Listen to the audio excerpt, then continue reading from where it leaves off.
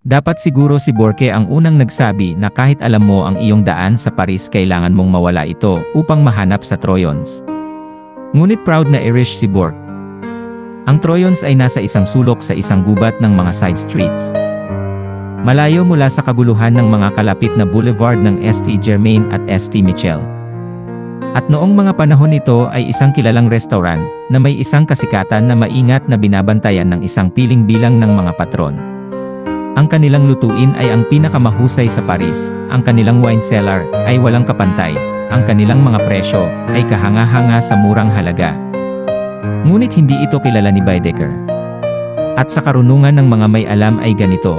Ito ay nakabuti na hindi pinalabas sa isang napakagandang establishmento ang mga pulutong ng mga turista na nilalapastangan ang bawat templo ng gastronomiya sa Red Druid.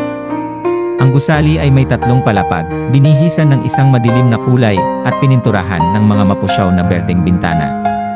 Ang restaurant ay halos sakop ang buong harap ng kalsada ng ground floor, isang blangkong, hindi nagpapahayag na dobleng pintuan sa isang dulo ng kanyang mga bintana ng salamin na bihirang bukas at mas bihirang napapansin. Ang pintuan na ito ay mababa at malapad at sarado ang bibig ng isang malawak, bato pader na daanan. Sa isa sa 2 matibay na pakpak ng oak, may isang mas maliit na pinto na ibinutas para sa kaginhawahan ng mga bisita ng Troyons. Nasa pamamagitan ng ruta na ito ay nakakarating sa Hardin, isang bahagi na may bubong at madilim na lugar, malamig sa pinakamainit na araw. Mula sa Hardin, may hagdang na tila patungo sa kahit saan, na tamad na umaakyat patungo sa ikalawang palapag at sa gayon ay pinatutunayan ang kanyang masusing pangako. Sapagkat ang 2 pang-itaas na palapag ng Troyons ay tila isinaplano ng isang arkitekto na puno ng bangungot matapos masaksihan ang isa sa mga unang palais royal na mga palabas. Sa itaas, isang medieval maze ng mga koridor na mahaba at maikli, komplikado ng maraming hindi inaasahang hakbang at hagdanan at liko at misteryosong mga pinto, tumatakbo sa lahat ng direksyon at karaniwang nagtatapos sa maling silid, pinagsasama-sama, sa lahat, mga 20 na silid tulugan. Walang mga salon o mga silid ng pagtanggap, walang kailanman na silid ng paliguan, wala pang tumatakbo na tubig bukod sa 2 gripo sa pasilyo, isa para sa bawat palapag. Ang pinarangalan at ang masusing bisita ay natutulog sa pamamagitan ng ilaw ng lampara, ang iba'y nagtitiis sa mga kandila, ang gas ay nagliliyab lamang sa mga pasilyo at sa restaurant, mga asthmatic na jet na naglalabas ng asul sa loob ng mga globong mataba, semi-opake, at maitim na kulay, ay bagay na maganda sa mga kasangkapan at dekorasyon ng Second Empire na sa mga taon ay nagbigay ng isang malambot at kahit papaano'y mapanlililim na kagandahan. Sapagkat walang kailanman na naayos. Sa mga ganitong kagamitan, ang mga bisita ng Troyons ay lubos na nasisiyahan. Hindi sila marami, sa simula pa lamang, at halos lahat sila ay mga middle-aged bourgeois, isang kasta na hindi gustong ng mga bagong bagay. Tinatanggap nila ang Troyons kung ano ito. Ang mga silid ay lubos na angkop sa kanila, at ang taripa ay mababang presyo.